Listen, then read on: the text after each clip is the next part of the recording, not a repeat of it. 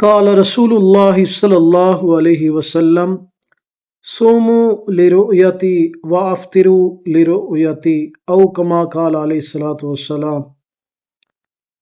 نبی کریم خاتم النبیین صلی اللہ علیہ وآلہ وصحابہ وبارک وسلم نے ارشاد فرمایا، چاند دیکھ کر روزہ رکھو اور چاند دیکھ کر افطار کرو، یعنی عید کرو۔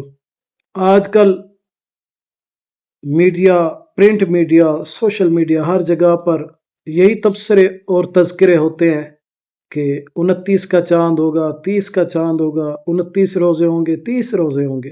ہمیں اس چیز سے مطلب نہیں ہے۔ نبی کریم خاتم النبیین صلی اللہ علیہ وسلم نے جب فرما دیا کہ آپ نے چاند دیکھ کر روزے رکھنا ہے اور آپ نے چاند دیکھ کر ہی عید کرنی ہے، ہم نے اس پر عمل کرنا ہے۔